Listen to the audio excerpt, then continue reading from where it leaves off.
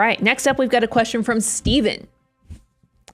It says, let's see if I can get a tumbler this time around. Ding, ding, ding. Hey, Steven's already one step ahead. I saw a question from a few weeks ago, and the username was like Katie's #1 fan. I'm like, let's see what they're going for. We've got some smart people in the chat there. Okay, the question is, are there any additional considerations to saving money for children in a separate taxable brokerage account as opposed to an UTMA? And I would even expand just how should you think about saving for kids? Are there any considerations about what account types they should use? Yeah, so when it comes to saving money for kids, there's a few different options. And Brian, you can certainly talk about the options. You can do custodial Roth IRAs. You can talk about that a little bit. You can do UTMAs or UGMAs. You can talk about that a little bit. You can do 529s, which are college savings vehicles, which are great. You can talk about that a little bit. But the crux of Steven's question here is, okay, what's the difference in an UTMA versus me just saving in a regular taxable brokerage account? Now, I'm going to answer that question. Then I want you to talk a little bit more about the different savings accounts. Here's the real benefit of an UTMA versus just saving in a regular taxable brokerage account, either in your name or maybe held jointly with your kid or something like that, is there's really the tax rates, right? If you have assets in your name and those assets are growing and you're having dividends and interest payout and you buy or sell and have capital transactions and it's held inside of your name, it's going to be taxable to you on your income tax return. However, the way the tax code is written, it says that, hey, if there are accounts like UTMAs that are set up where the kid's the beneficiary, we're going to apply a slightly different set of tax rules to that where, hey, maybe on the first certain amount of income that's generated, maybe if it's a small account and it's not generating tons of dividends and tons of interest and there's not tons of capital gains, then that account will be subject to your kid's tax rate. Well, most kids' tax rate is going to be 0%. Now, you might be thinking, oh, well, this is genius. I'll just put like $100,000 in my kid's UTMA, and then once it gets over a certain level, then it's going to pass through and it's going to be taxed at the parent's tax rate.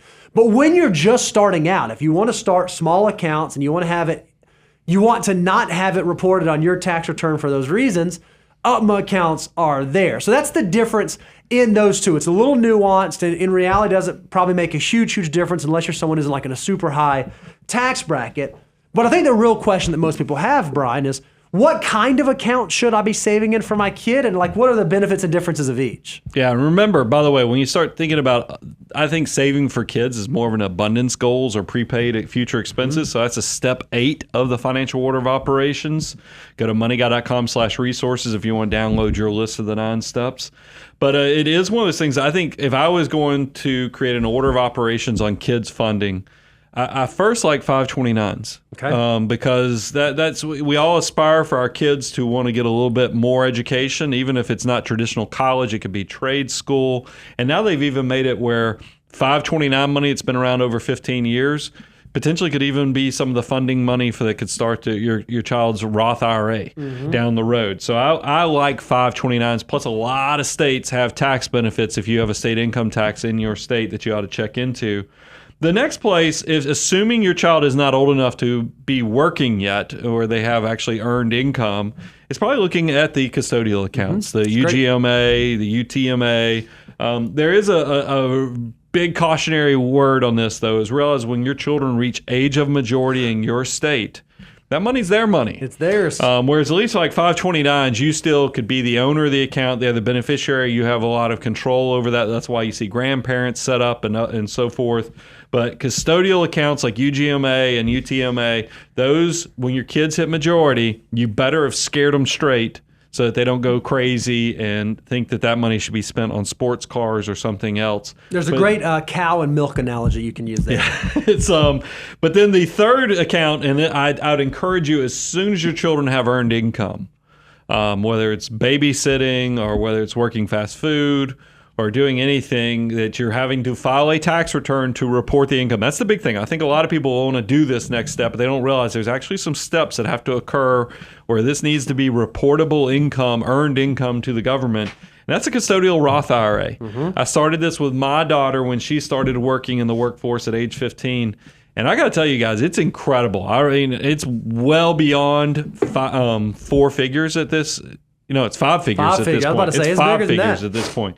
And I think about my daughter having 5 figures in a Roth IRA at her age is incredible. That wealth multiplier And gets her it's real gonna- excited. It's going to be really powerful in the long term. And you can even do a custodial Roth.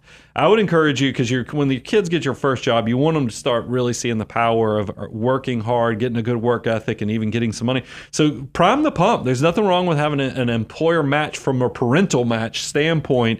Is I'd let my daughter keep some of her paycheck, but I'd say, hey, look, every dollar you put in your custodial Roth, I'll give you a dollar for dollar match. And she loves it. What's funny is she did the internship this summer, and she came into some extra money. She was doing some outside work, doing some animation or technical stuff, and some money came her way. And she's like, Dad, can I give you that and you match it for the Roth? I was like, honey, you've already loaded that Roth up, so I think we're done for the year. So she's thinking that way, even though she's now in her 20s. So guys, you don't underestimate the power of getting that engine of saving and investing, because we all hear about addictions are bad, but the one addiction that nobody has a support group for? People who save and invest a ton of money. I mean, support group for that is the the money guy mutant There it financial is. group. There it is. That's right. That's your empire builders, and that's what, Stephen, I would encourage you. So reviewing 529 is kind of first.